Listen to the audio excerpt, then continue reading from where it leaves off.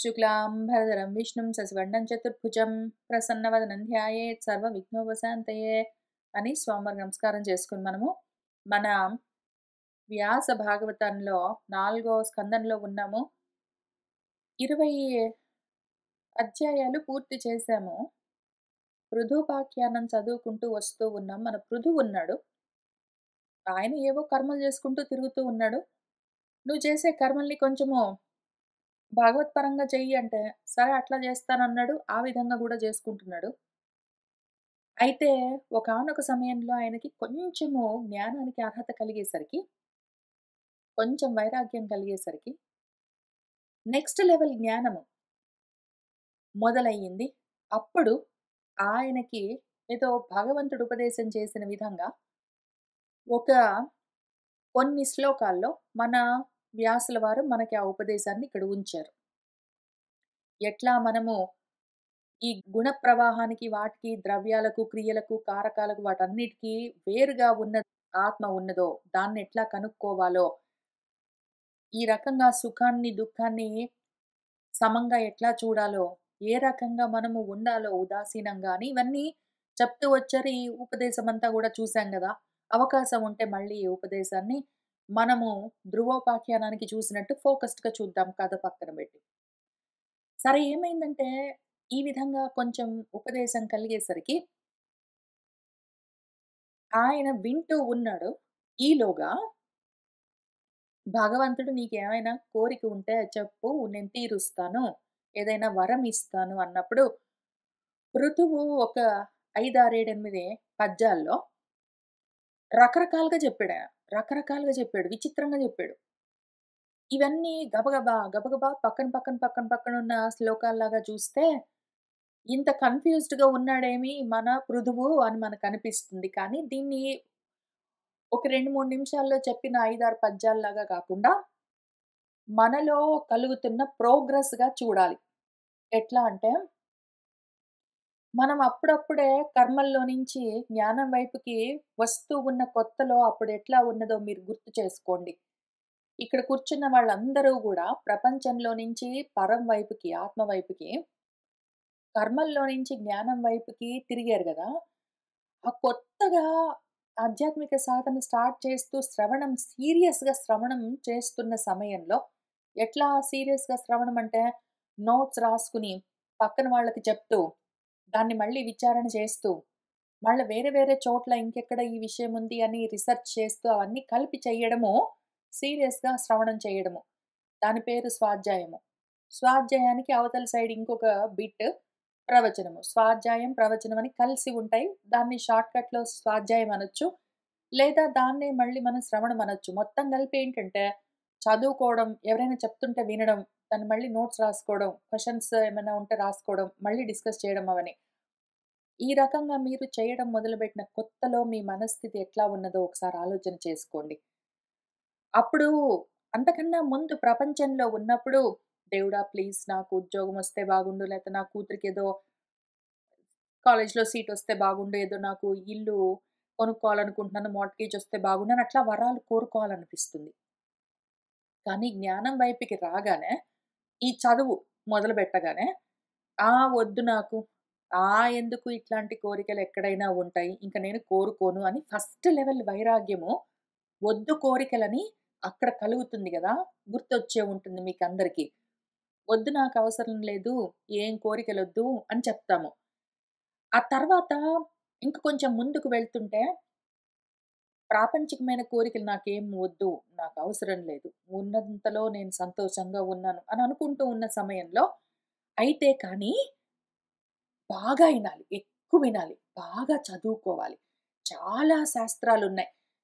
భగవద్గీత మొత్తం రావాలి నాకు. అసలు యాక్చువల్‌గా భగవద్గీత మొత్తం నోటికి రావాలి. ఆహ్, భాగవతము మొత్తం భాగవతంలో పోతన భాగవతంలో కనీసం 100 పద్యాలు వెంటనే ఆగకుండా అప్పజెప్పగలిగేట్టు ఏవైనా నాకిష్టమైన ఒక 100 పద్యాలు నోటికి రావాలి. లేకపోతే రామాయణం నేను సొంతంగా చదువుకోవాలి. ఆహ్, నేను ఇదిగో ఈ ప్రాజెక్ట్ ఒకటి పెట్టుకున్నాను. ఈ పలాని వారు టీవీలోనో, యూట్యూబ్‌లోనో చెప్తున్నారు. దాన్ని మొత్తం వింటానని ఇట్లా బాగా ఎక్కువ గావాలి నాకు. జ్ఞానం గావాలి. బాగా చదువుకోవాలి. ఈ శాస్త్రాలన్నీ తెలియాలి. నాకర్థం గావాలి. అందుకని నేను గ్రామర్ గూడా నేర్చుకుంటాను అని ఇవన్నీ ఉంటాయి గదా! ఇంకా సరిపోదు. ఇంకా వినాలి, ఇంకా వినాలి. ఎక్కువ సేపు వినాలి. అదిగో వాళ్ళు చెప్తున్నారు వినాలి. ఇదిగో వీళ్ళు చెప్తున్నారు వినాలి. అదిగో ఇక్కడ వెళ్లి కూర్చొని వినాలి. అదిగో అక్కడ వెళ్లి కూర్చొని వినాలని ఆ కోరిక ఎక్కువవుతుంది. ప్రపంచం విషయాల గురించిన కోరికలు అది గావాలి, ఇది గావాలి అని నేనింక అడగను. నాకు ఆశ లేదు అని మనం అనుకోని, కానీ బాగా ఎక్కువ చదువుకోవాలని, బాగా వాళ్ళు చెప్పింది వినాలి, వీళ్ళు చెప్పింది వినాలని ఎక్కువుంటుంది. ఉండే ఉంటుంది. మీకు ఈ విషయం గూడా గుర్తుండే ఉంటుంది. స్టార్టింగ్‌లో ఇది ఎక్కువ ఆశ ఉండి ఉంటుంది. జ్ఞానం కావాలి, వినాలి, వినాలన్న కోరిక. ఆ తర్వాత ఏమవుతుందంటే ఇంక ఏదో చదవడం గాదు. అది చదువుతాను, ఇది చదువుతాను, అదిగో వాళ్ళు చెప్పింది వింటాను, ఇదిగో ఉపనిషత్తులు చెప్తున్నారు వింటాను, అదిగో భారతం చెప్తున్నారు వింటాను అనుకుంటూ ఎంత విన్నా టైం సరిపోవట్లేదండి. రోజుకి 7, 8 అవర్స్ వింటే గూడా టైం సరిపోవట్లేదు. ఇదిగో ఈ వీడియోస్ మీరు విన్నారా అని షేర్ చేసుకుంటూ అవన్నీ చేస్తున్న దగ్గర నుంచి నెక్స్ట్ ఎక్కడికొచ్చాం మనము నెమ్మదిగా సరే ఇవన్నీ భారతం అవన్నీ చదువుతున్నాం. భగవద్గీత మొత్తం ఇప్పటికే 5, 6 సార్లు చదివాం. మొత్తం పద్యాలన్నీ నోటికొచ్చు, అన్నీ వచ్చు. అయితే ఆత్మతత్వం గురించి తెలియాలి. అది తెలియాలి. అదేంటో అందరూ దాని గురించే మాట్లాడతారు. నాకు ఆత్మతత్వం గురించి, ఆత్మజ్ఞానం కావాలి. ఎట్లో ఒకట్ల నాకది కావాలి. అందుకని అదిగో మామూలుగా భారతం చెప్పేవాళ్ళు, కథలాగా భారతం చెప్పేవాళ్ళు, కథలాగా భాగవతం చెప్పేవాళ్ళు. ఏదో హెల్ప్ చేస్తారు. భగవద్గీత పద్యాల్ని కంఠోపాఠం జేయడానికి హెల్ప్ చేసేవాళ్ళున్నారు. అని వాళ్ళందరి దగ్గర కూర్చొని వినడం ఆపేసి, ఇప్పుడు ఆత్మతత్వం గురించి ఎవరైనా మాట్లాడే వాళ్ళున్నారా అని తెలుసుకుని, వాళ్ళ దగ్గరికెళ్లి కూర్చోవాలి. వాళ్ళు కథలంటే నేను గూడా చదువుకుంటానండి. ఎందుకంటే ఇక్కడి నుంచి ఈ పద్యం దగ్గర నుంచి 23 పద్యం దగ్గర నుంచి 24 పద్యం దగ్గరికొచ్చేసరికి ఏమైందంటే, అక్కడి నుంచి దాటుతూ ఉన్నప్పుడు ఈసారికే ఇక్కడికొచ్చేసరికే మనం సొంతంగా ఎంతో కొంత కొంచెం సొంతంగా చదువుకోవడం. గ్రామర్ కొంచెం అంతో ఇంతో తెలుసుకోవడం. కొంచెం పద్యాలు, శ్లోకాలు సొంతంగా చదువుకోవడం. వాటిని చదువుకుంటే మనకే కొంచెం అర్థం అవుతూ ఉండడం అయిన తర్వాత అది నేనే చదువుకుంటాను. భారతం అవి నేనే చదువుకుంటాను. లేదా టైం ఉన్నప్పుడు వింటాను. కానీ ఆత్మ గురించి మాట్లాడే వాళ్ళెవరున్నారు? వాళ్ళ దగ్గరికెళ్లి కూర్చొని, వాళ్ళు మాట్లాడుకుంటుంటే అది వినాలి అని అప్పుడు దాని గురించిన ఆలోచన మనకు గూడా స్టార్ట్ అయ్యి ఉంటుంది. మీకది గూడా గుర్తుండే ఉంటుంది. అదయ్యాక నెక్స్ట్ ఏమనిపిస్తుంది మనకు, చుట్టూ ఉన్న వాళ్ళందరూ పశువుల్లా కనపడడం మొదలవుతుంది. ఏమిరా వీళ్ళిట్లా పాశాలతో బద్ధులై ఉన్నారు. కర్మ పాశాలతో ఉంటారు పాపము. ఎవరికైనా తెలివి కలిగిన వాళ్ళకి ఇది వినాలన్న ఉద్దేశం ఉండదా? ఏమిరా! ఒక్కసారి విన్నా సరే ఇవన్నీ మళ్ళీ మళ్ళీ వినాలి, ఇంకా అదే కావాలి అని రుచి పెరగదా? ఏమి వాళ్ళసలు పట్టించుకోరు. నేను కూర్చొని యూట్యూబ్‌లోనో, టీవీలోనో వింటుంటే వాళ్ళొచ్చి ఊరికే డిస్టర్బ్ చేస్తారు. లేకపోతే నాతో పాటు కూర్చోమంటే వాళ్ళకి ఇంట్రెస్ట్ ఉండదు. వాళ్ళు ఛానెల్ మార్చేస్తుంటారు. ఎందుకు ఒక్కసారి వింటే గూడా దీని మీద మనసుండదా? అట్లా పాపం వాళ్ళు పాశాలతో ఉన్నారే అని వాళ్ళ మీద జాలి కలగడం మొదలవుతుంది. మన చుట్టూ ఉన్న వాళ్ళని చూస్తే మనకు. ఆర్యులతో జ్ఞానుల దగ్గర కూర్చొని వాళ్ళు చెప్తున్న మంచి మాటలేమైనా వినాలన్న ఉద్దేశం ఉండదు. టీవీలో పిచ్చి ఛానెల్స్ అన్నీ పెట్టుకొని కూర్చుంటారు ఏంటో అనిపిస్తుంటుంది. ఇంకా తర్వాత ఏమనిపిస్తుంది మనకి, ఇదిగో ఒకవేళ ఈ రకంగా నేను జ్ఞానాన్ని సాధించానంటే, మరి ప్రపంచం గూడా వదిలిపెట్టదు గదా! దాంతో గొడవలవుతాయి. ఇంట్లో ఉన్న వాళ్ళతోటి గొడవలవుతాయి. నేను ఆత్మ సాధన మొదలుపెడితే, ఇంట్లో ఉన్న వాళ్ళతోటి గొడవలవుతాయి. ఏం చెయ్యాలి? అని ఆలోచన స్టార్ట్ అవుతుంది. ఇక్కడ 27లో జరిగినట్టు. ఇంకా తర్వాత అయితే అయ్యింది. అయినా పర్వాలేదు. ఏదో ఒక విధంగా వైరాగ్యాన్ని, ఏదో ఒక విధంగా ఎంతో కొంత జ్ఞానాన్ని సాధించాలి. ఎందుకీ జగత్ మనకి? ప్రపంచంతోటి కాదు, మనకు పరం గావాలి అని ఆలోచన స్టార్ట్ అవుతుంది. ఆ తర్వాత ఏమవుతుందంటే, సత్పురుషులు ఎప్పుడూ ఇక్కడే కూర్చొని ఉంటారు. సాధువులు ఇప్పుడు ఇంట్లో వాళ్ళతోటి గొడవలవన్నీ పెట్టుకోకుండా వాళ్ళతోటి కూడి ఉందామంటేనేమో మనసొప్పుకోదు. కాబట్టి సత్పురుషులతోటే ఉందాము. వాళ్ళు చూసాం వాళ్ళేం జేశారు? సాధువులు ఏం జేస్తున్నారు? ఈ బ్రహ్మ మార్గంలో ఉన్నవాళ్ళు దీన్నెట్లా సాధిస్తున్నారు? చాలామంది మళ్ళీ గృహస్థాశ్రమంలోనే ఉంటారు గదా! కర్మలు జేసుకుంటూనే ఉంటారు. వాళ్ళు దీన్నెట్లా సాధిస్తున్నారు? అని తెలుసుకోవాలనున్నది. వాళ్లకు ఉద్యోగాలున్నట్టే, ఇల్లు పిల్లికున ఉన్నట్టే కనిపిస్తుంది గానీ, ఎందుకో మరి వాళ్ళు ఎంతసేపు ఇక్కడే ఉంటారు. అవే మాట్లాడుతుంటారు. వేరేది లేదని అనిపిస్తున్నది. దాన్ని నేనేం చెయ్యాలి? ఎట్లా సాధించాలని ఆలోచన స్టార్ట్ అవుతుంది. ఆ తర్వాత కోరికలేమైనా కోరామంటే మాత్రము మోహంలో పడతాము. వద్దు నాకు కోరికలుంటే కర్మలు చేయవలసొస్తుంది. వద్దు నాకు అని కోరికలు ఇంతకన్నా ముందు అసలు ఈ లైన్‌లోకొస్తున్నప్పుడు ఏం కోరికలు నేను కోరుకోను, నాకొద్దు అని మనము అనుకుంటూ వస్తాము. కానీ కొంచెం ఆ దారిలో ముందుకు వెళ్తున్నప్పుడు ఎందుకు వద్దనుకుంటున్నాము? వరాలను నేనెందుకు కోరుకోను? నాకు కోరికలెందుకొద్దు అంటే, కోరికలున్నాయంటే కర్మలు చేయవలసి వస్తుంది. మోహంలో ఉంటాను. అందుకని వద్దు నాకు అని ఇక్కడ జ్ఞానంతో మళ్ళీ అదే విషయము. ఇనీషియల్‌గా నాకేమి కోరికలు లేవండి. నాకు దేని మీద ఆశలు లేవు. ఏదో చేయగలిగినంత చేశాను. ఏదో పిల్లలకి చదువులు అవన్నీ అయిపోయాయి. ఇప్పుడు నాకు బాధ్యతలేమీ లేవు. ఇంక నాకు వేరే కోరికలేమీ లేవండి అనుకుంటూ మొదలుపెట్టడం ఇక్కడ మొదలుపెడతాం. అసలు స్టార్టింగ్ ఫస్ట్ స్టెప్ అక్కడ స్టార్ట్ చేస్తాము. మొత్తము ఈ జర్నీలో. మీరు వెనక్కి తిరిగి చూసుకుంటే ఇక్కడే స్టార్ట్ అయ్యి ఉంటారు. ఇప్పుడెక్కడున్నాం మనము? ఎందుకు కోరికలు వద్దు అని ఇన్ని పుస్తకాలు చదివేసరికి రామాయణం, భారతం, భాగవతం, బ్రహ్మసూత్రాలు, ఏదో దక్షిణామూర్తి స్తోత్రాలు, ఉపనిషత్తులు అన్నీ చదువుకుంటే మనకేమర్థమైతుంది? కోరికలు కోరామంటే మాత్రం మోహాలతో ఉంటాము. కర్మలు చేయవలసి వస్తుంది. ఇంక దాంతో జన్మలొస్తాయి. మనకు వద్దు. బంధాలవుతాయవి. ఆ బంధంలో నుంచి బయటపడాలంటే కర్మలు వద్దనుకోవాలి. కర్మలొద్దనాలంటే కోరికలుండగూడదని మనకి తెలుస్తుంది. ఆ పైన నాకేమీ లేవండి అనుకుంటూ బయలుదేరి ఇక్కడికొచ్చేసరికి ఉంటే తగులుకుంటామని తెలిసి వద్దని మనసా అనుకుంటాము. ఆ తర్వాత చివరికి ఎటువంటి స్థితిలో ఉంటామంటే నాకేది మంచో ఆ మార్గం ఎందుకంటే ఏం కోరుకోవాలో తెలియట్లేదు. జ్ఞానం కావాలి, మోక్షం గావాలని కోరడం గూడా కోరికే. అది గూడా బంధిస్తుందని తెలుస్తుంది నాకిప్పుడు. అసలు బంధము నీకు లేను గూడా లేదు. నీ స్వరూపమే మోక్షము. నువ్వు మళ్ళీ మోక్షం కావాలి అని అడిగావంటే నీకు దాని కోసం ఒక బంధం కావాల్సి ఉంటుంది. బంధానికి, మోక్షానికి సంబంధం లేని స్వరూపం నువ్వు అని చెప్తూ ఉన్నారు. అయితే నాకు ఏం కావాలో మరి దాన్నెట్లా సాధించాలో తెలియట్లేదు. నాకేం కావాలో దాన్నెట్లా సాధించాలో నువ్వే నాకు మార్గాన్ని ఉపదేశం చెయ్యి అని అడిగే స్థితికొస్తాము. ఇక్కడున్న మనందరము నాతో కలిసి కూర్చొని చదువుకుంటున్న మీరందరూ అక్కడే ఉన్నారని నాకు ఆల్రెడీ తెలుసు. కాక నాతో కలిసి కూర్చొని చదువుకునేందుకు రాకపోయినా గూడా, మీ అంతట మీరు చదువుకుంటున్నా గూడా, మీరు కూడా ఇక్కడే ఉన్నారని అనుకుంటున్నాను. ఎందుకు అంటే ఇటువంటి మనస్థితిలో ఉన్న వాళ్ళకు తర్వాత మళ్ళీ ఉపదేశం మొదలవుతూ ఉన్నది కాబట్టి, మనందరం ఇక్కడున్నాము. ఇంతవరకు మోక్షం కావాలి, జ్ఞానం గావాలి, ఆత్మ సాధన గావాలి, ఆత్మను సాధించాలి అనుకున్న అజ్ఞానంతో ఆ కోరికలనైనా సరే కోరుకుంటూ ఉన్న వాళ్ళం మనము. ఆ కోరిక కూడా వద్దిప్పుడు. అసలు ఏం కోరుకోవాలో నేను ఆలోచించి కోరుకునేదేమీ లేదు. ఏం కావాలో అది నాకు రావాలి అని ఆ స్థితిలో ఉన్న మనకు ఇప్పుడు తర్వాత అసలు యాక్చువల్‌గా ఇంతవరకు పైన ఏమి జరిగింది ఇక్కడ జ్ఞానోపదేశము, భగవంతుడి చేత ఇక్కడ జరిగిందేమి కర్మణ్యేవ అధికారహతే అని చెప్పిన ఉపదేశం ఏదున్నదో అది. ఇంకా ఈ తర్వాత నెక్స్ట్ ఇక్కడి నుంచి మనకు కర్మణ్యేవ అధికారహతే ఉపదేశం గాదు.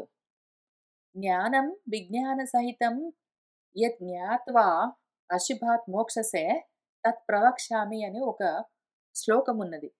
ఏ జ్ఞానాన్ని విజ్ఞానంతో సహా తెలుసుకున్నావంటే ఈ అశుభంలో నుంచి బయటపడిపోతావో, ఆ జ్ఞానాన్ని నేను నీకు ప్రవచనం చేస్తాను అని ఏది చెప్పారో ఆత్మజ్ఞానము, ఆ ఆత్మజ్ఞానోపదేశం ఇక్కడి నుంచి ఇంకా మొదలవ్వబోతూ ఉన్నది మనకు.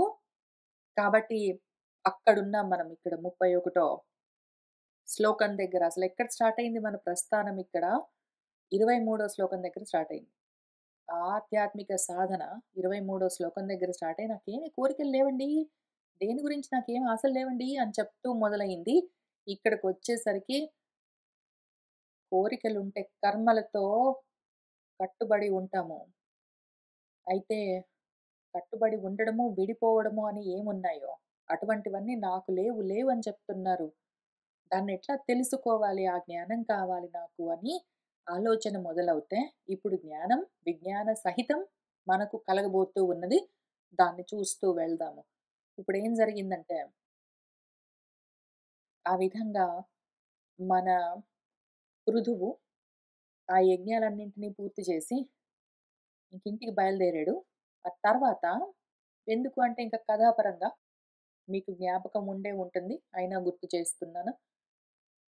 మన పృథువు ఏదో 100 యజ్ఞాలని చెప్తారు గానీ, అనంతమైన ఇంకా అంతు లేకుండా కర్మలు చేస్తూ ఉన్న సమయంలో, మన ఇంద్రుడు మాటి మాటికి ఆ యాగ పశువును అపహరిస్తూ ఉంటే, వాళ్ళ పుత్రుడు వెళ్లి తీసుకొనొస్తూ ఉంటే, ఇంక ఫైనల్లీ ఈయనకే కోపమొచ్చి లేస్తే, మన ఋత్వికులందరూ "నువ్వు లేవవలసిన పని లేదు. మేమే చూసుకుంటామన్నారు." వాళ్ళ ఆ ప్రయత్నం మొదలుపెట్టగానే బ్రహ్మదేవుడొచ్చి ఆగాగని చెప్పారు. ఆ తర్వాత ఆయన ఆగిన తర్వాత, మన శ్రీ మహావిష్ణువు, మన భగవంతుడు గురువై ఉపదేశం చేశారు. ఆయన సంతోషంగా భగవంతుడు చెప్పిన మాట విన్నాడు. ఇంకా తన స్వగృహానికొచ్చాడు. వస్తూ ఉన్నప్పుడు దారిలో ఆయన అక్కడ ఆ యజ్ఞాలు ఎక్కడ చేశాడో అక్కడి నుంచి ఊళ్ళోకొస్తూ ఉన్నప్పుడు ఏమైందని చూస్తూ వెళ్దాం. మైత్రేయుల వారు విదురుడికి మనందరికీ కథ చెప్తూ ఉన్నారు. మౌక్తికైః కుసుమస్రగ్భిః దుకూలైః స్వర్ణతోరణైః మహాసురభిభిః ధూపైః మండితం తత్ర తత్ర వై చందన అగరు తోయార్ద్ర రథ్యా చత్వర మార్గవత్ పుష్ప అక్షత ఫలైః తోక్మైః లాజైః అర్చిర్భిః అర్చితం సవృందైః కదళీ స్తంభైః పూగపోతైః పరిష్కృతం తరుపల్లవ మాలాభిః సర్వతః సమలంకృతం ప్రజాహతం దీపబలిభిః సంవృత అశేష మంగళైః ఆభీయుః మృష్టకన్యాః చ మృష్టకుండల మండితాః శంఖదుందుభిఘోషేణ బ్రహ్మఘోషేణ చ ఋత్విజాం వివేశ భవనం వీరః స్తూయమానః గతస్మయః. మన వీరుడు, మన పృథువు ఏ విధంగా తన ఊళ్ళోకి అడుగుపెట్టాడంటే, ఆ ఊరంతా ఆయన వస్తూ ఉంటే అలంకరించారు చక్కగా. ముత్యాల మాలలతో. ముక్తములు అంటే ముత్యాలు. ముత్యాల మాలలతో, కుసుమ స్రగ్భిః పువ్వుల మాలలతో, దుకూలైః పట్టు వస్త్రాలను వాటిని గూడా మాలలుగా అందంగా అలంకరిస్తే, వాటితో స్వర్ణ తోరణైః బంగారపు తోరణాలతో, మహాసురభిభిః సురభి అంటే పరిమళ గంధము. మహాసురభి అంటే గొప్ప పరిమళ గంధాలతో కూడిన ధూపాలతో అక్కడక్కడ అవన్నీ పరిమళభరితమైన సువాసనలన్నీ వస్తూ ఉంటే, చందనము, గంధము, అగరు వాటితో కూడిన నీటిని చిలకరించిన రథ్యములు అంటే రహదారులు, చత్వరాలు అంటే కూడళ్ళు, అటువంటి మార్గాలతో దార్ల నిండా పుష్పాలు, అక్షతలు, ఫలాలు, పళ్ళు, తోక్మములు అంటే చిగురుటాకులు, మామిడాకులు మొదలైనవి, లాజలు, పేలాలు, అర్చిర్భిః దీపాలతో చక్కగా అలంకరించి ఉన్న ఆ ఊళ్ళోకి, పైగా సవృందైః కదళీ స్తంభైః చాలా దుబ్బుగా, గుబురు గుబురుగా అరటి గెలలతో ఉన్న అరటి స్తంభాలను మంగళకరంగా అక్కడక్కడ అలంకరించి ఉండగా, పూగ పోతైః పోతము అంటే లేతగా ఉన్నదని. లేత పోక చెట్లతో పరిష్కృతం అందంగా అలంకరించబడి ఉన్న తరు పల్లవ మాలాభిః తరువులు అంటే చెట్లు, పల్లవములు అంటే చిగురుటాకులు. వాటిని అంటే తరు పల్లవులు అంటే మామిడి కొమ్మలు అట్లాంటివి మామిడాకులు మొత్తం అంతా లేత మామిడాకులతో చక్కగా అందంగా మామిడాకులను ఒకటి చెప్తున్నాను. ఏవైనా సరే లేత ఆకులతో చక్కగా అందంగా అలంకరించారు. సర్వతః అన్ని వైపులా ఆ విధంగా అలంకరించబడి ఉన్నది. ఇంక పైగా ప్రజలందరూ గూడా దీపబలివిహి దీపాలతో దీపాలు కాగడాలవన్నీ పట్టుకుని, బలులు కానుకలన్నీ పుచ్చుకుని, సంభృతము అంటే వాటన్నిటిని తీసుకుని అశేష మంగళమైన అశేష మంగళ ద్రవ్యాలను ఎన్నో మంగళ ద్రవ్యాలన్నింటినీ పుచ్చుకుని చక్కగా మృష్ట కుండల మండితాహ అందమైన కుండలాలతో ప్రకాశిస్తున్న మృష్ట కన్యాహ చక్కటి అందమైన ఆడపిల్లలందరూ ఎదురు వస్తూ ఉంటే, శంఖములు, దుందువులు మోగుతూ ఉంటే, బ్రాహ్మలు వేదవాక్కులను ఉచ్చరిస్తూ ఉంటే, ఋత్విక్కులు వేదాలని చదువుతూ ఉంటే, మన వీరుడు స్తూయమానః వాళ్ళ చేత స్తుతింపబడుతూ ఉన్నవాడై, గతస్మయః ఆహా! నా కోసం గదా! వీళ్ళందరూ ఇంతగా ప్రిపరేషన్స్ అన్నీ చేశారు, అలంకరించారు. ఊళ్ళంతా, రోడ్లంతా నా కోసం మంగళ ద్రవ్యాలు పుచ్చుకుని ఎదురొస్తున్నారు. ఓహో! నా గురించి ఇంత గొప్పగా స్తోత్రాలు చేస్తున్నారన్న స్మయము, గర్వము, అహంకారము లేనివాడై, వాటన్నింటిని వదిలిపెట్టిన వాడై, మన వీరుడు తన భవనంలోకి ప్రవేశించాడు. పూజితః పూజయామాస తత్ర తత్ర మహాయశాః పౌరాన్ జానపదాన్ తాన్ తాన్ ప్రీతః ప్రియవరప్రదః. మన మహాయశోమూర్తి పృథువు అక్కడక్కడ ఆయన వస్తూ ఉంటే దారిలో, ఊళ్ళల్లో, పౌరులు, జనపదాల్లో ప్రజలందరూ ఆయన్ని పూజిస్తూ ఉన్నారు. ఆ విధంగా పూజింపబడ్డాడు. ఈయన కూడా వాళ్ళని పూజించాడు, గౌరవించాడు. వాళ్ళు పలకరిస్తూ ఉంటే ఆయన గూడా పలకరించాడు. వాళ్ళు కానుకలిస్తూ ఉంటే ఆయన పుచ్చుకున్నాడు. ఆయన కూడా కానుకలిచ్చాడు. ఆ విధంగా వాళ్ళని ఎవరెవరు ఆయన దగ్గరికొచ్చారో వాళ్ళందరినీ గూడా ప్రీతః ఎంతో సంతోషంగా ఆ ప్రియవరప్రదుడు తనను ప్రీతిగా చేరిన వాళ్లకు వాళ్ళు కోరుకున్న విధంగా పలకరించి కానుకలతో సత్కరించేవాడు. ఆ విధంగా నెమ్మదిగా తన ఊళ్ళోకి తర్వాత తన అంతఃపురానికి ప్రవేశించాడు. సహ ఏవం ఆదీని అనవద్య చేష్టితః కర్మాణి భూయాంసి మహాన్ మహత్తమః కుర్వన్ శశాస అవనిమండలం యశః స్ఫీతం నిధాయ ఆరురుహే పరంపదం.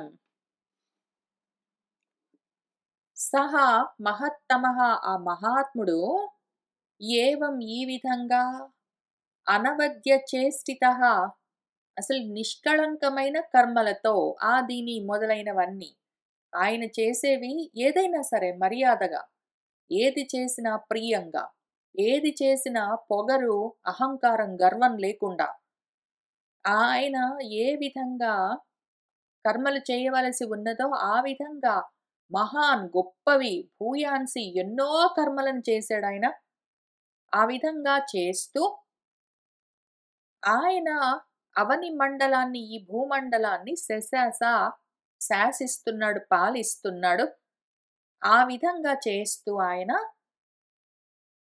స్ఫీతం యశః నిధాయ ఈ భూమి మీద తనకు అంతులేని స్ఫీతం అంటే బాగా వృద్ధి చెందిన యశస్సును, కీర్తిని నిలుపుకుని చివరికి పరమపదం ఆరురుహే పరమపదాన్ని అధిరోహించాడు అని పృథువు కథను పూర్తి చేశారు మన మైత్రేయ మహర్షి అని మన సూతుల వారు శౌనకుల వారికి మనందరికీ కథ చెప్తున్నారు. తత్ ఆదిరాజస్య యశః విజృంభితం గుణైః అశేషైః గుణవత్ సభాజితం క్షత్తా మహాభాగవతః సదస్పతే కౌశారవిం ప్రాహ గృణంతం అర్చయన్.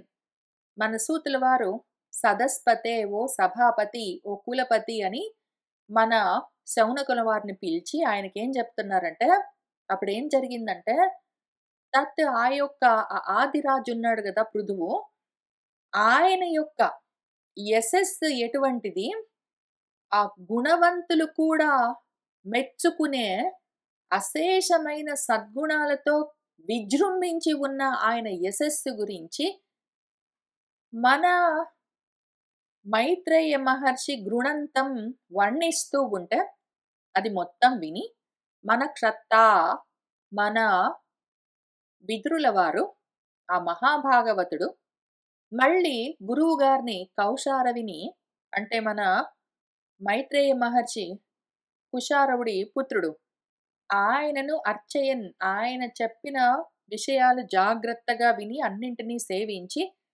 మళ్ళీ ఇప్పుడు ఆయనతో ఈ విధంగా ప్రాహ అంటూ ఉన్నాడు. కాబట్టి ఏం జరిగిందంటే విదురా, మనవాడిట్లా వెనక్కొచ్చాడు గదా!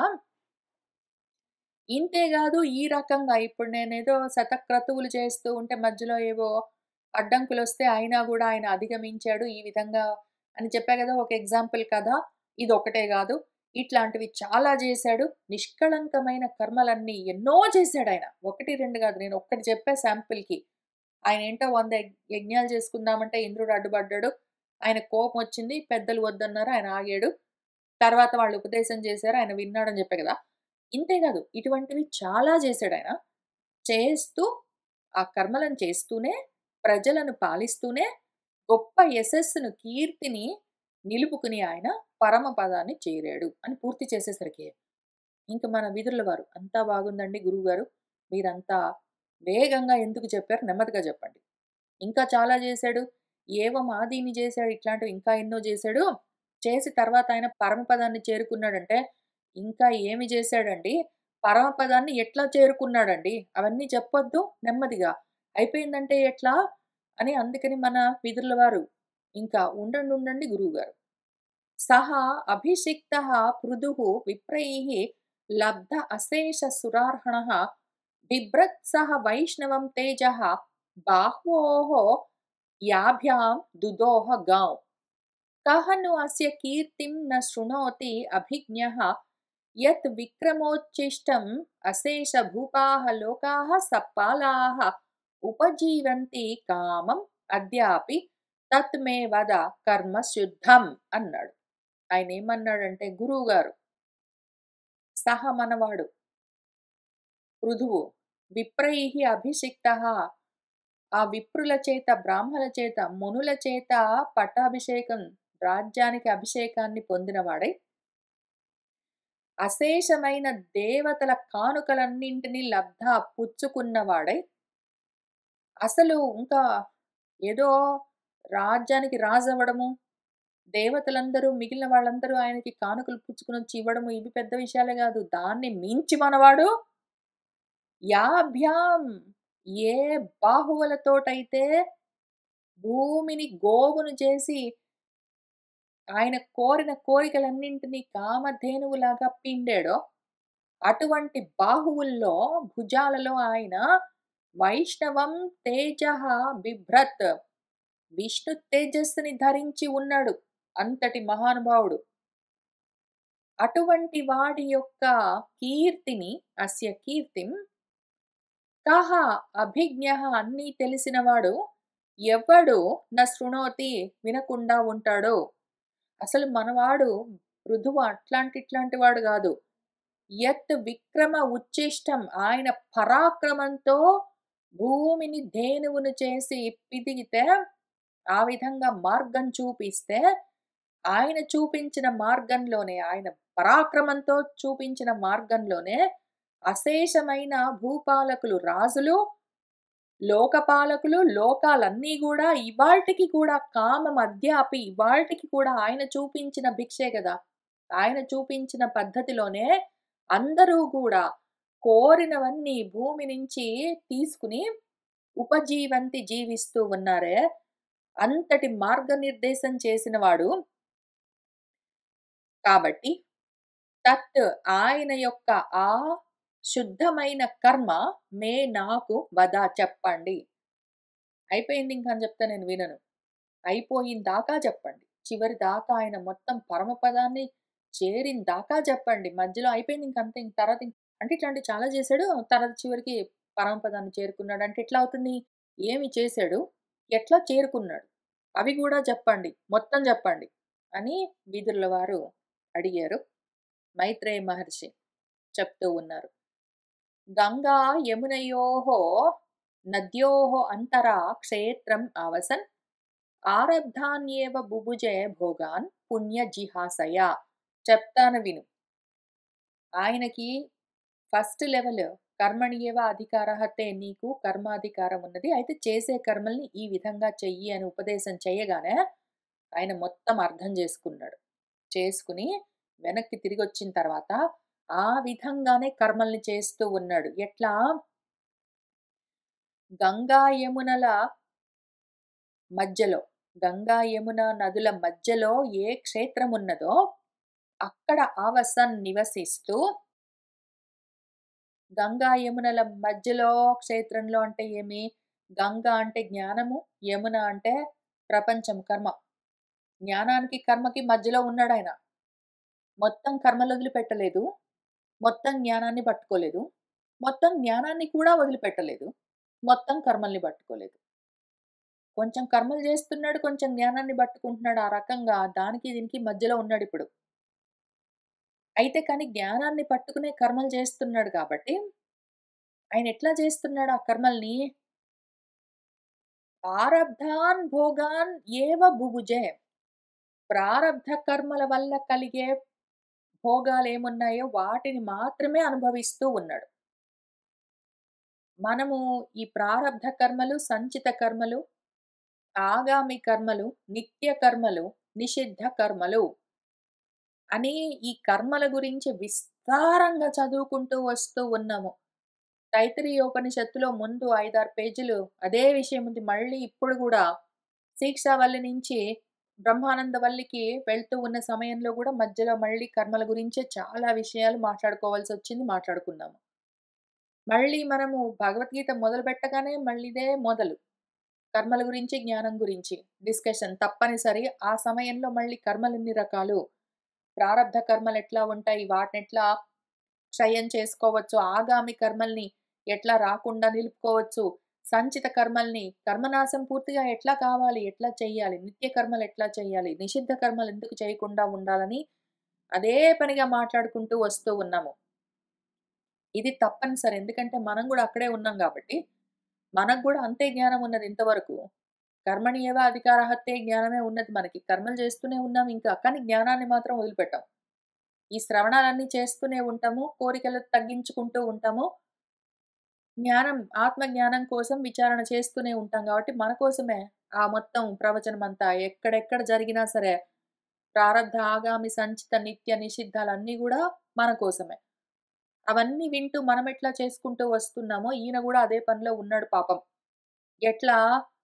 ఇప్పుడు కోరికలతో కామ్య కర్మలు చేశాడంటే మాత్రము, అవి బంధాలై తగులుకుంటాయి. కాబట్టి కామ్య కర్మలు చేయగూడదు. నిష్కామంగానే కర్మలు చేయాలి. తర్వాత నిషిద్ధ కర్మలు అస్సలు చేయగూడదు. ఇంక దాని గురించి క్వెషన్ గూడా లేదు. వద్దు అన్న కర్మలు చెయ్యొద్దు. కోరికలతో ఏ కర్మలు చేయగూడదు. ఆ రకంగా చేస్తే ఏం జరుగుతుంది?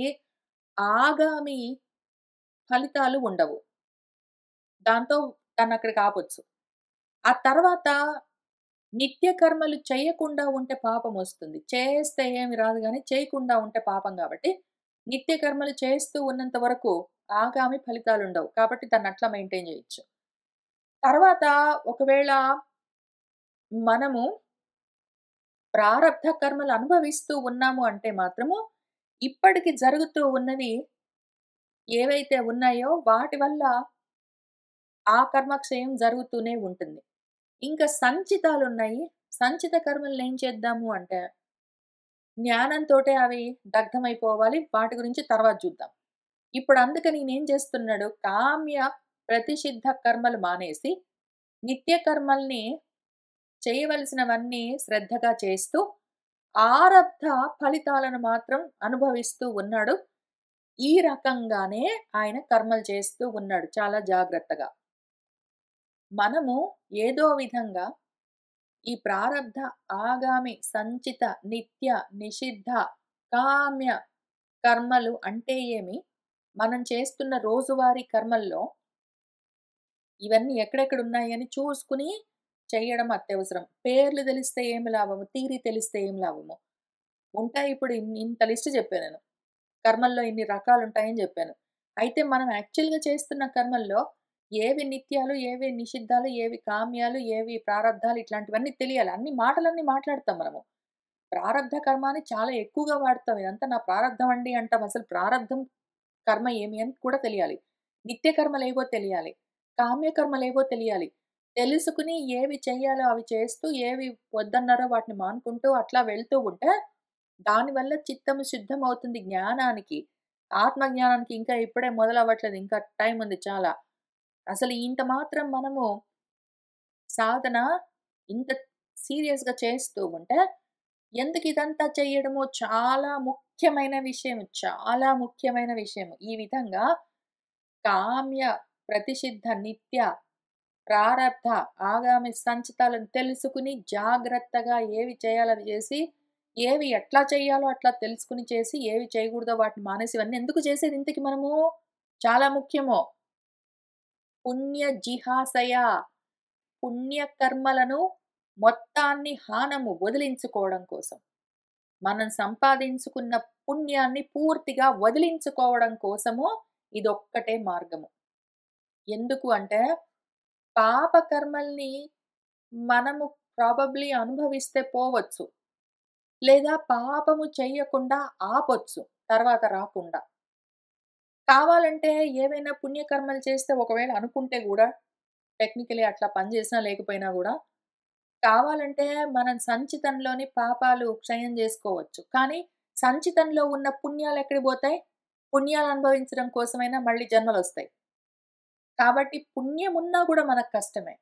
మనకు పాపము వద్దు, పుణ్యము వద్దు. కోరికలు లేకుండా కర్మలు చేస్తున్నాను అన్న కర్తృత్వ భావన లేకుండా, ఫలితాలని అనుభవిస్తాను అన్న భోక్తృత్వం లేకుండా ఒకవేళ కర్మలు చేశావంటే దాంతో పాపాలు నశిస్తాయి. కోరికలు, కోపాలు లేకుండా, లోభితనం లేకుండా ఒకవేళ కర్మలు చేస్తే పాపాలుండవు. అయితే చేయవలసిన కర్మల్ని చేసుకుంటూ పోతే పుణ్యం వచ్చే అవకాశం ఉంటుంది మళ్ళీ. ఆ పుణ్యం గూడా క్షయం గావాలి మనకు. జిహాస అంటే హాతుమిచ్చ వదిలిపెట్టేయాలన్న కోరికుండాలి. పుణ్యాన్ని గూడా వదిలిపెట్టేందుకు సిద్ధమైతేనే జిజ్ఞాస అంటే జ్ఞాతుమిచ్చ కలుగుతుంది. ఆ జ్ఞాతుమిచ్చతోటే ముముక్ష అంటే మోక్షమిచ్చ కలిగేది. అసలు ఈ పుణ్యాన్ని జిహాస చేయాలన్న ఉద్దేశం లేకపోతే, పుణ్యం కావాలండి అంటే పాపం తొలగిపోవాలి గానీ, పుణ్యం అయితే ఉండాలి అన్నామంటే మాత్రం ఇంకిక్కడే ఉంటాం లోకాల్లో. పుణ్యం తొలగిపోవాలన్నది ఫస్ట్ స్టెప్. పుణ్యం దగ్గర స్టార్ట్ అవుతుంది. దాని తర్వాత ఇంక ఏ ఇచ్చలైనా సరే. ఇచ్చ అంటే కోరిక.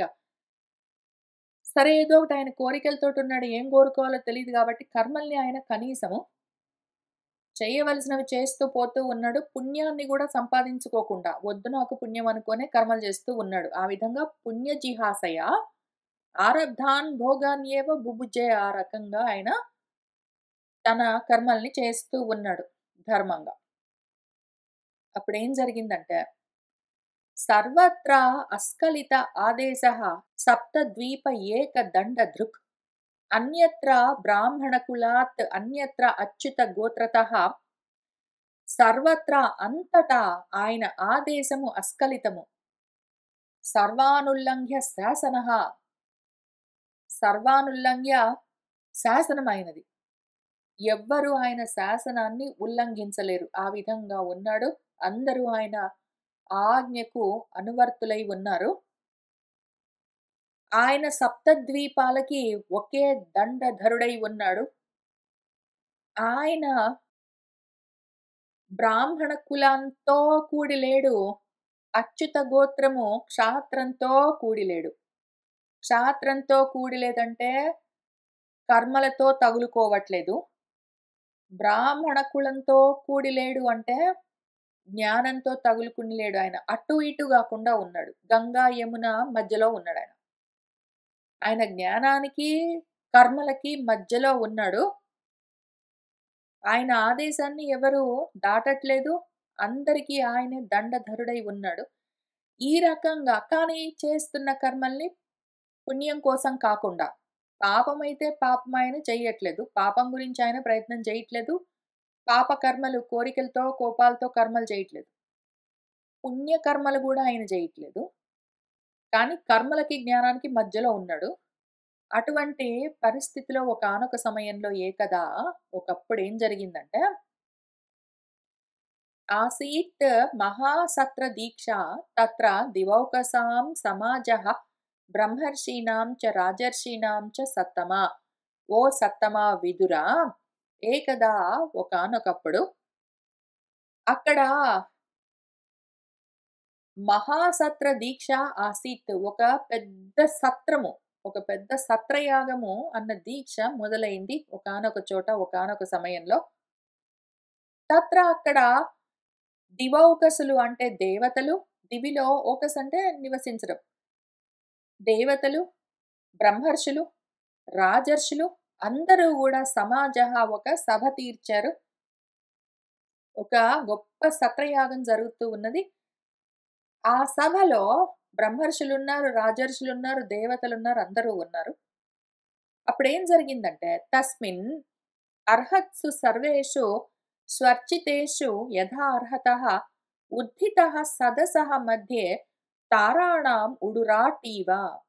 తస్మిన్ అక్కడ అర్హత్సు సర్వేషు అర్హత కలిగిన పూజార్హులైన వాళ్ళందరిలో యథా అర్హతః సు అర్చితేషు ఎవరెవరికి ఎటువంటి మర్యాదలు ఏ విధంగా ఉచితంగా తగిన విధంగా చేయవలసి ఉంటుందో ఆ విధంగా వాళ్ళు పూజింపబడ్డ వాళ్ళై ఆ సభాసదులందరూ కూర్చుని ఉన్నారు గదా! ఆ సదసహ మధ్యే ఆ సభలో, ఆ సదస్సులో మధ్యలో తారాణం తారకల మధ్యలో ఉడురాట్ చంద్రుడిలాగా. ఉడు అంటే గూడా తార, నక్షత్రం అని అర్థం. రాట్ అంటే రాజు. నక్షత్రాలకు రాజు చంద్రుడు. నక్షత్రాల మధ్యలో నుంచి చంద్రుడు ఉదయించినట్టు ఈ సభాసదుల మధ్యలో నుంచి ఆ సభా మధ్యలో మనవాడు ఉద్ధితః లేచాడు. ఆయన చూడ్డానికి ఎట్లా ఉన్నాడు? ఇక్కడి నుంచి ఆయన చూడ్డానికి ఎట్లా ఉన్నాడు అని ఆయన తలెట్లా ఉంది, చేతులెట్లా ఉన్నాయి, కాళ్ళెట్లా ఉన్నాయి, కడుపెట్లా ఉందని చాలా వర్ణన ఉంటుంది. అయితే ఈ చేస్తున్న వర్ణనంతా గూడా నిజంగా పృథువు స్థూల రూపం కాదు. ఆయన జ్ఞానదేహము ఈ విధంగా ఉన్నది అని మనం అర్థం చేసుకోవాలి. ఎందుకు అంటే ఇక్కడ వర్ణిస్తున్నది ఒక చక్కటి యవ్వనంలో ఉన్న రూపాన్ని. కాబట్టి ఆయన జ్ఞానదేహం ఇప్పుడు యవ్వనంలోకొచ్చింది. ఆయన ఇంకా వృద్ధుడు గాలేదు. జ్ఞాన వృద్ధుడు గాలేదు. జ్ఞానంలో యవ్వనంలోకొచ్చాడు. ప్రౌఢ వయస్సులో ఉన్నాడు. అంటే జ్ఞానంలో బాలుడు గాదు, అజ్ఞాని గాదు అని అర్థం. అది చూపించడం కోసమే ఇంత వర్ణనుంటుంది. ఆయనెట్లా ఉన్నాడు? ప్రాంసుః పీనాయత భుజః గౌరః కంజారుణ ఈక్షణః సునాసః సుముఖః సౌమ్యః పీనాంసః సుద్విజస్మితః వ్యూఢవక్షాః బృహచ్శ్రోణిః వల్లివల్గుదలోదరः ఆవర్తనాభిః ఓజస్వి కాంచన ఊరుః ఉదగ్రపాత్ సూక్ష్మ వక్ర అసిత స్నిగ్ధ మూర్ధజః కంభుకందరః మహాధనే దుకూలాగ్ర్యే పరిధాయ ఉపవీయ చ వ్యంజిత అశేష గాత్ర శ్రీః నియమే న్యస్తభూషణః కృష్ణాజినధరః శ్రీమాన్ కుశపాణిః కృతోచితః శిశిర స్నిగ్ధ తారాక్షః సమైక్షత సమంతతః ఊచివాన్ ఇదం ఉర్వీసః సదః సంహర్షయన్నివ. చారు చిత్రపదం శ్లక్ష్ణం మృష్టం గూఢం అవిక్లవం సర్వేషాం ఉపకారార్థం తదా అనువదన్ ఇవ. మన పృథు ఎట్లా ఉన్నాడంటే ప్రాంసుః పొడుగ్గా ఉన్నాడు. పీన ఆయత భుజః పీనం అంటే బలంగా ఉన్న, ఆయతము పొడుగ్గా ఉన్న చేతులతో భుజాలతో ఉన్నాడు. గౌరవర్ణంలో బంగారపు రంగులో ఉన్నాడు. తెలుపు, ఎరుపు కలిసిన రంగులో. కంజారుణ ఈక్షణః ఎర్ర కలువ పూల వంటి కన్నులతో ఉన్నాడు. సునాసః చక్కటి ముక్కుతో ఉన్నాడు. సుముఖః చక్కటి ముఖంతో ఉన్నాడు. సౌమ్యంగా ఉన్నాడు. చూస్తే మనసుకి ఆహ్లాదం కలిగే విధంగా ఉన్నాడు. పీన అంశః పీనం అంటే బలంగా ఉన్న అంశభాగం అంటే మూపుతో ఉన్నాడు. భుజస్కంధాలు బలంగా ఉన్నాయి. సుద్విజస్మితః ద్విజములు అంటే రెండో జన్మ ఎత్తే అని అర్థం. పళ్ళు అని అర్థం. ద్విజములు అంటే ద్విజన్మ. ముందు చిన్నప్పుడు పసప్పుడు పళ్ళొచ్చి అవి 7, 8 ఏళ్లకి ఊడిపోయి మళ్ళీ సెకండ్ సెట్ ఒస్తాయి గాబట్టి పళ్ళని ద్విజులని పిలుస్తారు. చక్కటి పళ్ళతో ఉన్నాడు. చక్కటి స్మితము నవ్వుతో ఉన్నాడు. వ్యూఢ వక్షాః విశాలమైన వక్షస్థలంతో ఉన్నాడు. బృహత్ శ్రోణిః విశాలమైన పిరుదులతో ఉన్నాడు. వలి ముడతలు పడ్డ వల్గు అందమైన దళము ఆకులాగా చిగురుటాకులాగా ఉన్న పల్సటి ఉదరంతో ఉన్నాడు. ఆవర్త నాభిః గుండ్రంగా ఉన్న నాభితో ఉన్నాడు. ఓజస్వి ఓజస్సుతో ఉన్నాడు. కాంచన ఊరుహు బంగారంలాగా ఉన్నాయి ఆయన ఊరువులు. ఉదగ్రపాత్ విశాలమైన అంగలేస్తూ నడవగలుగుతూ ఉన్నాడు పైగా. ఆయన కాలు ఎత్తుగా ఉన్నది. భూమికి పూర్తిగా అంటుకుని గాకుండా. సూక్ష్మ వక్ర అసిత స్నిగ్ధ మూర్ధజములు. మూర్ధజములు అంటే తలపైన జన్మించినవి వెంట్రుకలు. అవెట్లా ఉన్నాయంటే సూక్ష్మంగా అంటే సన్నగా, ఉంగరాలు తిరిగి వక్రంగా, అసితము నల్లగా, స్నిగ్ధము దట్టంగా, వత్తుగా ఉన్నాయి. నల్లగా, వత్తుగా ఉంగరాలు తిరిగి మెత్తటి చక్కటి జుట్టుతో ఉన్నాడు. కంబు కంధరః శంఖం వంటి కంఠంతో ఉన్నాడు.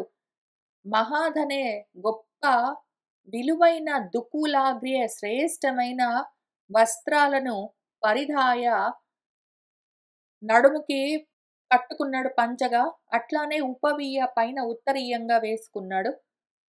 వ్యంజిత అశేష గాత్ర శ్రీః ఆయన శరీరానికి అక్కడక్కడ ఇంతకుముందు ఆయన ఆభరణాలు ధరించాడని గుర్తులు కనిపిస్తున్నాయి. ఇప్పుడు లేవవి. ఆభరణాలు లేవు గానీ, ఆయన భుజకీర్తులు పెట్టుకున్నాడో, అంగదాలు పెట్టుకున్నాడో, కంకణాలు పెట్టుకున్నాడో, కుండలాలు పెట్టుకున్నాడో, ఏమి పెట్టుకున్నాడో, ఇప్పుడు లేకపోయినా గూడా ఇంతకు ముందు పెట్టుకున్నాడని ఆ గుర్తులు కనిపిస్తూ ఉన్నాయి. ఎందుకంటే ఇప్పుడు నియమంలో ఉన్నాడు. సత్రయాగంలో ఉన్నాడు గాబట్టి వాటిని ఇప్పుడు ధరించలేదు. అందుకని న్యస్తభూషణః ఆభరణాలన్నీ వదిలిపెట్టి ఉన్నాడు. అయితే ఇంతకు ముందు వేసుకున్నాడని తెలుస్తున్నది చూస్తూ ఉంటే. కృష్ణాజినధరః నల్ల జింక చర్మాన్ని కృష్ణ జింక యొక్క చర్మాన్ని ధరించి ఉన్నాడు శ్రీమంతుడు. కుశపాణిః దర్భలు ధరించిన వాడై ఉన్నాడు.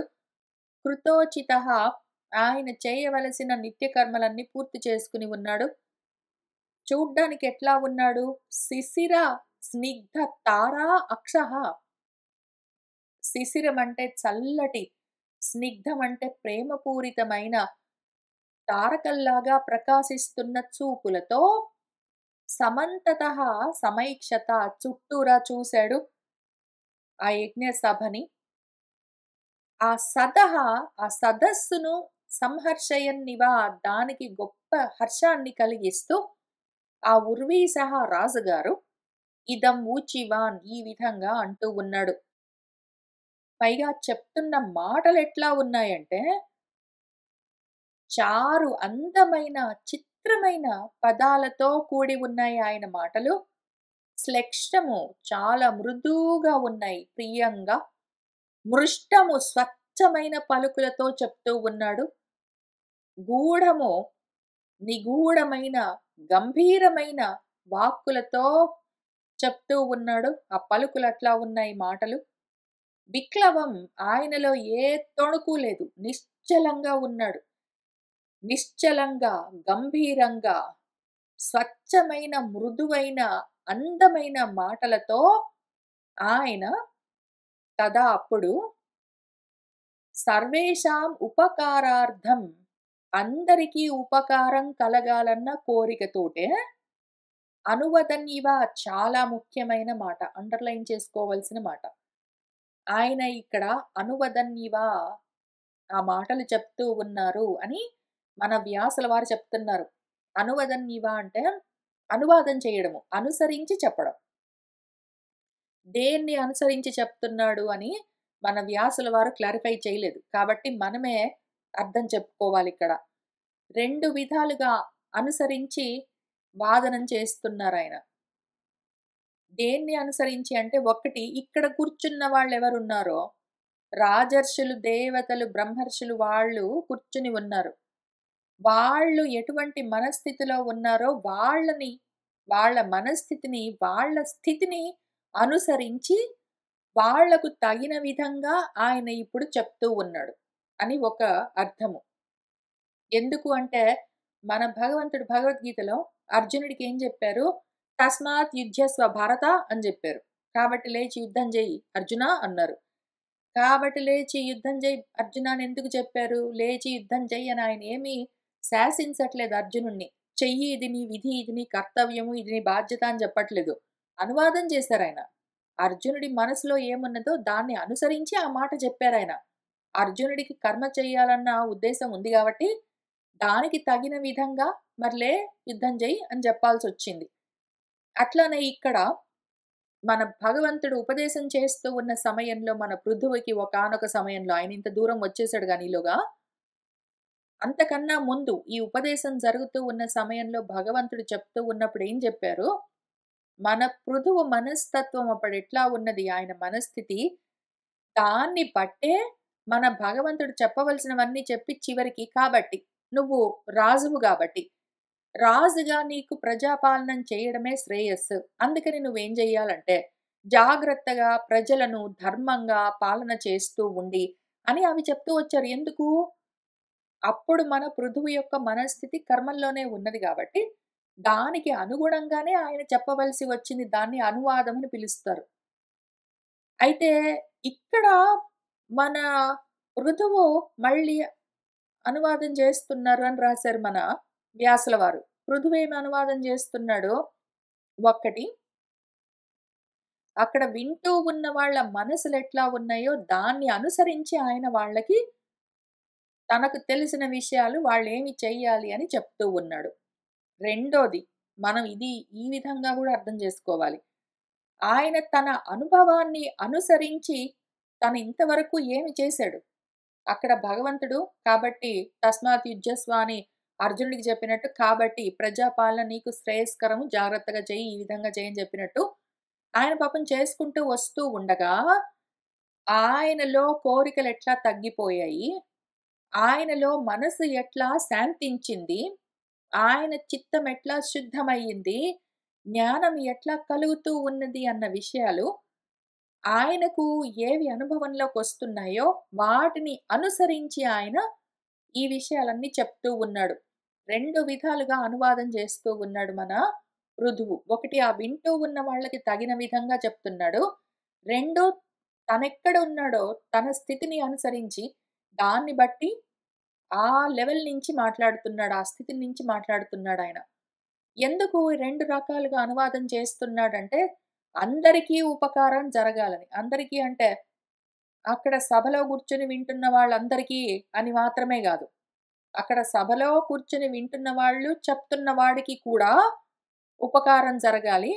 కాక, అక్కడ సభలో కూర్చొని వింటూ ఉన్నవాళ్ళు, అంటూ ఉన్నవాడితో పాటు, ఇదిగో ఇక్కడ కూర్చుని వాటిని చదువుకుంటూ, తెలుసుకుంటూ, ఆచరించడానికి ప్రయత్నం చేస్తున్న మనందరికీ కూడా ఉపకారం జరగాలన్న ఉద్దేశంతో ఆయన తను ఎంత దూరం వచ్చాడు, ఏమి సాధించాడు, దాన్ని మిగిలిన వాళ్ళు ఎట్లా ఆచరించాలి, ఏమి అని చెప్తాడు. ఇక్కడి నుంచి ఒక 20, 25 శ్లోకాల వరకు మన రాజుగారు, పృథువు గారు చెప్పేవే ఉంటాయి.